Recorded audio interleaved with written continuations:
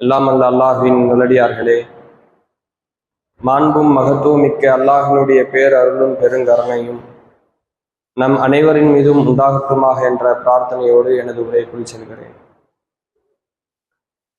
அன்பார்ந்தவர்களே, கண்ணியமிக்கவர்களே, மனித இனமாக பிறந்த யாராலும் இந்த உலகத்தில் தனிமையாக வாழ முடியாது.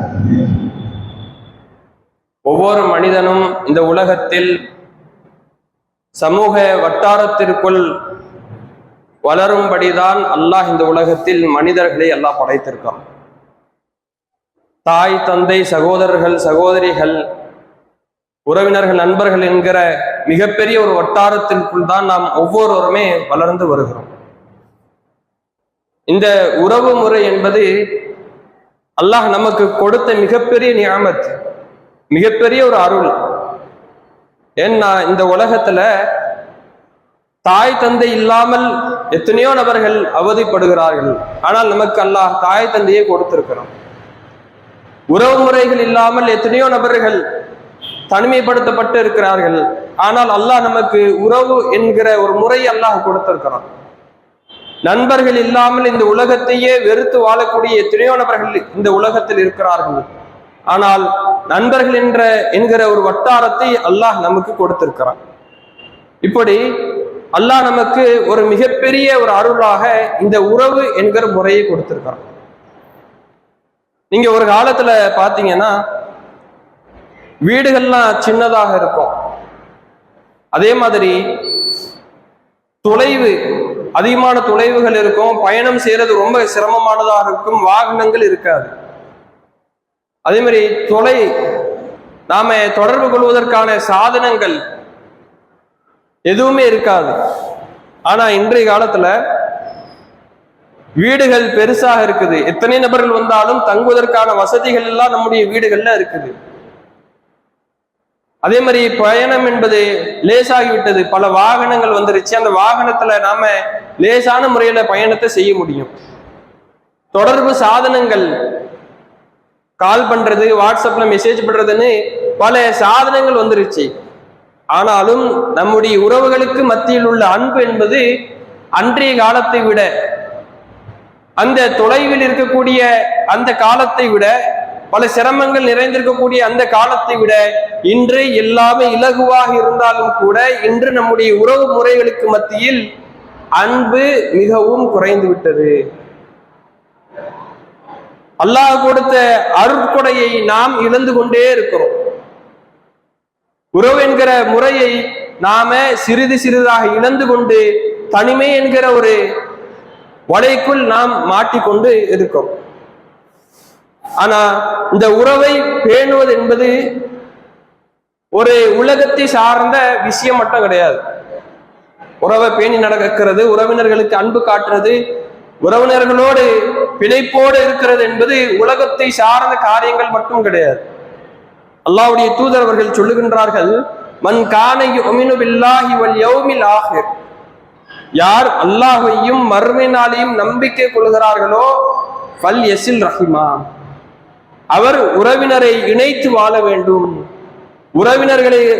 உறவினர்களோடு சேர்ந்து வாழ வேண்டும் என்று அல்லாஹ்வுடைய தூதர் அவர்கள் சொல்லுகின்றார்கள். புகாரி, முஸ்லிமிலே பதிவு செய்யப்பட்ட ஹதீஸ். இப்ப யோசித்து பாருங்க, மூமின் என்கிற அந்தஸ்து, மூமின் என்கிற தகுதி நமக்கு வர வேண்டும் என்றால், மூமினாக நாம் முழுமையாக மாற வேண்டும் என்றால் அல்லாஹ்வுடைய தூதர் அவர்கள் சொல்லக்கூடிய மிக முக்கியமான விஷயம் உறவை இணைத்து வாழ வேண்டும். ஆனா நம்ம சமூகத்தை எடுத்து பாருங்க, கூட பிறந்த சகோதரர்களுக்கு மத்தியில பிளவு ஏற்பட்டிருக்கு, சண்டை சச்சரவுகள் இருக்குது, பெற்றோர்கள் பிள்ளைகளுக்கு மத்தியில மிகப்பெரிய கருத்து வேறுபாடு இருக்குது. சின்ன சின்ன விஷயங்களுக்கெல்லாம் கணவன் மனைவி பிரியக்கூடிய, கணவன் மனைவி டைவர்ஸ் என்று இன்னும் தலாக் என்கிற மிகப்பெரிய முடிவு எடுக்கக்கூடிய நிகழ்வுகள் நம்முடைய சமூகத்தில் நடந்து கொண்டிருக்குது. அப்ப சின்ன ஒரு பிளவு தான், சின்ன ஒரு விஷயம்தான், அது மிகப்பெரிய ஒரு காரணமாக, உறவை துண்டிக்கக்கூடிய ஒரு காரணமாக அமைகிறது.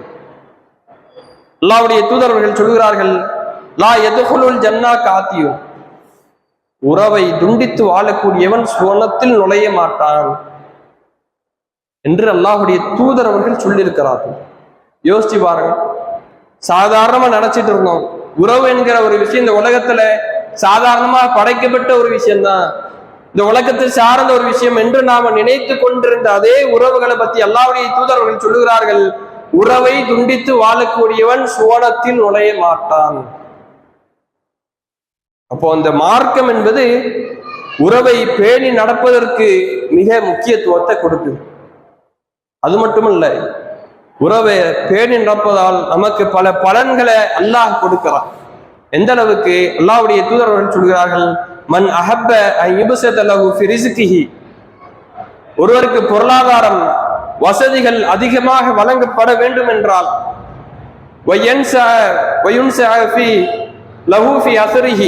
அதே மாதிரி ஒருவருக்கு வாழ்நாட்கள் அதிகரிக்கப்பட வேண்டும் என்றால் வல் யசில் ரஹிமா, அவர் உறவை பேணி நடக்க வேண்டும். பொதுவாக நீங்களே யோசிச்சு பாருங்களேன், மனிதர்கள் ஆசைப்படக்கூடிய விஷயம் தான் இந்த ரெண்டுமே. பொருளாதாரம் வேணும் என்று ஆசைப்படக்கூடியவர்கள் இந்த உலகத்திலே எல்லா மக்களுமே அதை ஆசைப்படுறாங்க. பொருளாதாரம் வேணும், வசதி வேணும், நல்ல குடும்பம் அமைய வேண்டும் என்கிற ஆசைகள் எல்லா மனிதர்களுக்குமே வரும்.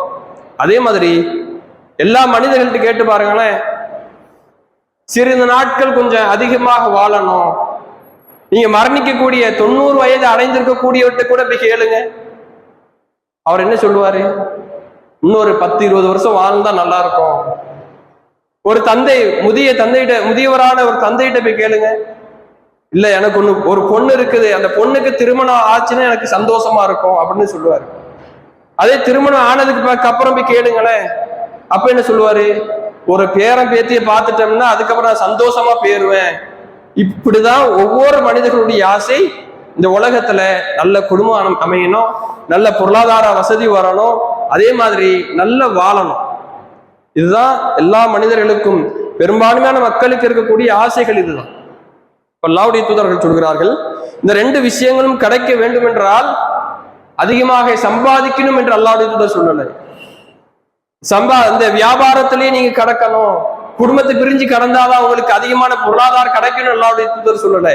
அல்லாஹ்வுடைய தூதர் அவர்கள் சொல்லக்கூடிய விஷயம், குடும்பத்தோடு சேர்ந்திடுங்கள், உறவினர்களோடு இணக்கத்தோடு இருங்கள், உங்களுக்கு தானாக பொருளாதாரம் அதிகமாகும். அதே மாதிரி நாம ஒண்ணு யோசிக்கலாம், உறவை பேணி நடக்கிறதுக்கும் வாழ்நாள் அதிகரிக்கிறதுக்கும் என்ன தொடர்பு இருக்குது? உறவை பேணி நடந்தா வாழ்நாள் அதிகரிக்குமா? ஒரு கேள்வி நமக்கு இருக்கா இல்லையா? 80 வருட ஆய்வு அறிக்கை நமக்கு ஒண்ணு சொல்லுது. 80 வருடம் செய்யப்பட்ட ஒரு ஆய்வு அறிக்கை. அந்த ஆய்வுல என்ன சொல்லப்படுதுன்னா, ஒரு மனிதர் இந்த உலகத்துல சந்தோஷமா, மகிழ்ச்சியா, ஆரோக்கியமா வாழ வேண்டும் என்றால் பொருளாதாரத்தை தாண்டி, பதவியை தாண்டி உறவினர்கள் தேவைப்படுகிறார்கள். புரியுதா? அந்த ஆய்வு என்ன சொல்லுது? 80 வருடம் செய்யப்பட்ட அந்த ஆய்வு அறிக்கை சொல்லக்கூடிய மிகப்பெரிய ஒரு விஷயம் என்னன்னா, பொருளாதாரத்தை தாண்டி, பதவியை தாண்டி ஒரு மனிதர் இந்த உலகத்துல ஆரோக்கியமாக வாழ வேண்டும் என்றால் உறவினர்கள் தேவைப்படுகிறார்கள். உறவினர்கள் இல்லைன்னா அவன் சேர்த்து வைத்த பொருளாதாரம் அவனுக்கு நஷ்டம் தான். அவன் எவ்வளவு பெரிய வெற்றி அடைந்திருந்தாலும் அவனுக்குள் ஒரு மிகப்பெரிய தோல்வி இருக்குது. அப்ப இதுதான் இஸ்லாமிய மார்க்கமும் சொல்லக்கூடிய மிகப்பெரிய விஷயம். உறவினர்களோடு சேர்ந்திருந்தார், உறவினர்களுக்கு அன்பு காட்டினால் அல்லாஹ்வுடைய புறத்திலிருந்து அதிகமான ரிஸ்க் கிடைக்கும். அதே மாதிரி இந்த உலகத்தில் அதிக நாட்கள் வாழ்வதற்கான ஒரு வாய்ப்பும் நமக்கு கிடைக்கும். ஏன் இந்த உலகத்துல உறவினர்களுடைய அன்பு, உறவினர்களுடைய அந்த அரவணைப்பு, உறவினர்களுடைய உதவி, இது எல்லாமே இருந்தால் மட்டும்தான் நம்மளால வாழ முடியும். யோசிச்சு பாருங்க, நமக்கு உறவு என்கிற ஒரு முறையே இல்லை. யாருமே நம்மள்கிட்ட பேச மாட்டாங்க, நாமளும் யார்கிட்டயும் பேச மாட்டோம், யார்கிட்டயும் பழக மாட்டோம். இந்த உலகத்துல ஏதோ ஆணுன்னு வாழ்றோம், யார்கிட்டயுமே நாம ஒழுங்க பேசல, ஒழுங்க பழகல. நாம மரணித்து விட்டால் நம்முடைய ஜனாசாவை தூக்குவதற்கு யார் வருவா? கபர்ல அடக்க செய்யறதுக்கு யார் வருவா? யோசிச்சு பாருங்க. நம்ம யாருன்னு யாருக்குமே தெரியாது, நாம எங்க இருக்கிறோம்னு தெரியாது, எங்க வாழ்றோம்னு தெரியாது. அப்ப நம்மளை பார்க்கறதுக்கு, நமக்கு உதவி செய்வதற்கு யார் வருவா? இஸ்லாமிய மார்க்கம் சொல்லுகிறது எல்லோருடனும் எல்லா மக்களுடனும் பிணைப்போடு வாழணும். முக்கியமா குடும்பத்தினர் உறவினர்கள் என்று வந்துவிட்டால் அவர்களுக்கு அதிகமான அன்புகளை காட்டணும். அவர்கள் உறவை துண்டித்து வாழ்ந்தாலும், அவர்கள் உங்களை வெறுத்தாலும் கூட நீங்க என்ன செய்யணும்? அதிகமா அவங்கள்ட்ட என்ன செய்ய, உறவை அன்பை காட்டணும் என்று இஸ்லாமிய மார்க்கம் சொல்லுது. இப்ப யோசிச்சு பாருங்க, இன்று என்னென்ன விஷயத்துக்கெல்லாம் உறவுகள் பிளவுபடுது. முக்கியமா சொல்ல போனோம்னா, தாயோ தந்தை யாரோ இறந்துட்டாங்க, வீட்டுல சொத்து பிரிக்கணும்னு சொல்லி ஒரு விஷயம் வருது. அப்ப அந்த சொத்தை பிரிக்கிறது அப்படின்னு வந்தாலே அந்த உறவுகள் அப்படியே பிளவுபட்டு போகுது. அம்மாவுடைய நகை எனக்கு இல்ல, எனக்கு நான் தான் நல்லா பார்த்துக்கிட்டேன், நான் தான் ரொம்ப நாள் வச்சு பார்த்துக்கிட்டேன், நான் தான் அதிகமான பொருளாதாரத்தை கொடுத்தேன், அதிகமான நேரத்தை நான் தான் செலவழிச்சேன், இப்படின்னு பல வாதங்கள் முன் வைக்கப்பட்டு பல கருத்து வேறுபாடுகள் வந்து அதே நேரத்துல எல்லோரும் பிளவுபட்டு அதே சமயத்துல சகோதரர்களுக்கு மத்தியில மிகப்பெரிய ஒரு பிளவு ஏற்படுது. அப்போ இந்த உலகத்துல இந்த உறவுகளுக்கு மத்தியில அதிகமான பிளவுகள் ஏற்படுவதற்கான முக்கியமான காரணம் இந்த சொத்தை பிரிக்கக்கூடிய விஷயம் தான். ஆனா இஸ்லாமிய மார்க்கம் அழகான முறையில யார் யாருக்கு எவ்வளவு பங்குகள் போனோம், யார் யாருக்கு என்னென்ன அளவீடுகள் போனோம்னு சொல்லி இஸ்லாமிய மார்க்கம் சொல்லிருச்சு. அந்த அடிப்படையில நாம சொத்தை பிரித்தால் எந்த கருத்து வேறுபாடும் வராது, அதே மாதிரி எந்த விதமான சச்சரவுகளும் வராது. ஆனா அதை கண்டுகொள்ளாமல், அதை அல்லாஹ் சொல்லக்கூடிய அளவீடுகளை அறியாமல் தெரியாமல் இன்று அவர்களாகவே ஒரு முடிவு எடுக்கிறாங்க தெரியுமா? அதனாலதான் இவ்வளவு பிளவுகள் வருது. அதே மாதிரி இந்த உலகத்துல சின்ன சின்ன விஷயங்களுக்கும் உறவுகள் பிரியக்கூடியதை நம்ம பார்க்கணும். எப்படி திருமணம்னு வந்துருச்சுன்னு பாத்துங்களேன். திருமணம்னு வந்துருச்சுன்னா அது திருமணத்துக்கு பிறகு நிறைய பேர் நம்மகிட்ட பேச மாட்டாங்க. ஏன் சொல்லுங்க? மிகப்பெரிய ஒரு காரணத்தை சொல்லுவாங்க. என்ன காரணம் தெரியுமா?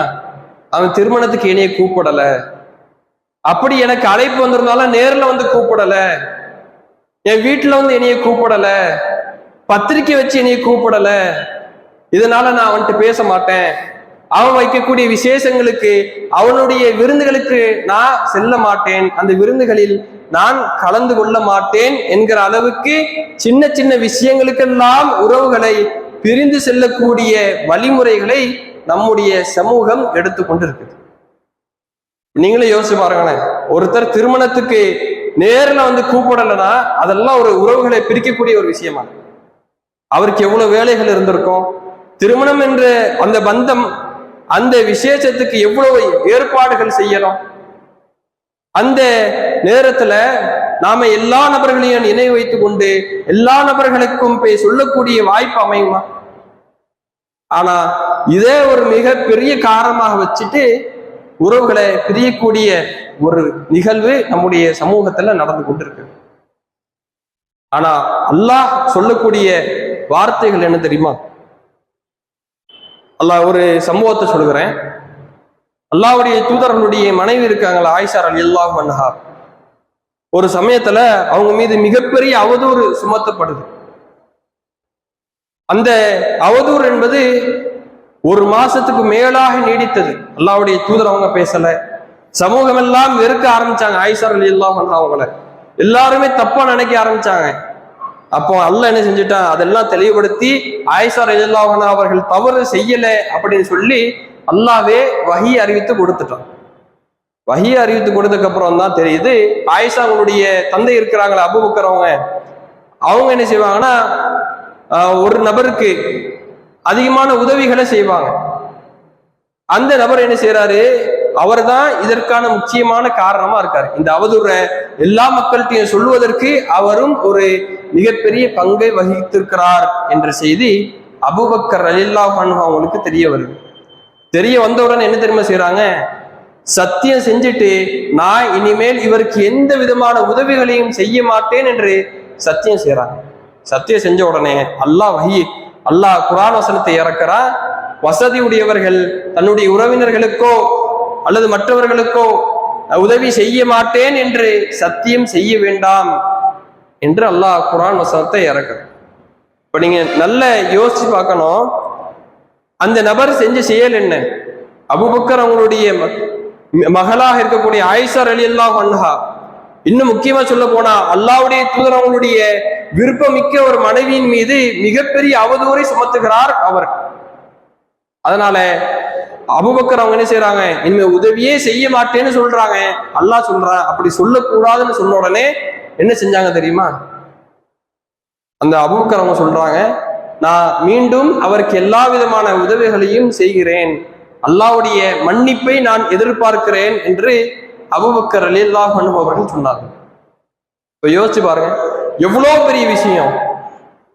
ஒரு பெண்மணியின் மீது மிகப்பெரிய அவதூறை ஒரு நபர் எடுத்து எல்லா மக்களுக்குமே சொல்லி இருக்கிறார், அவதூறை அள்ளி வீசி இருக்கிறார்.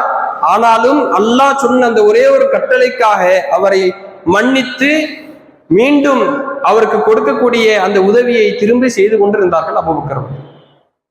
ஆனா நம்முடைய சமூகம், நம்மள பல பேர் சிறிய சிறிய விஷயங்களுக்கு உறவுகளை துண்டித்து, உறவினர்களோடு பிளவுபட்டு, அவர்களுடைய அந்த சில செயல்களுக்காக, அவர்கள் சொன்ன சில வார்த்தைகளுக்காக நாம அவர்களை வெறுத்து நாம இன்று இருக்கிறோம். அப்ப நாம் என்ன செய்யணும்? அவர்கள் நம்மீது எவ்வளவு வெறுப்பு காட்டினாலும் நாம் மூமினாக இருந்தால் நாம் நிச்சயமாக அவர்களோடு சேர்ந்து பிணைப்போடு வாழ்வதற்கு நாம் முயற்சி செய்யணும்.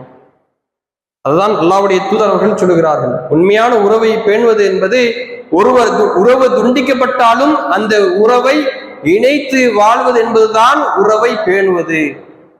அப்போ இந்த நமக்கு மத்தியில பல உறவுகள் துண்டிக்கப்பட்டிருக்கும்.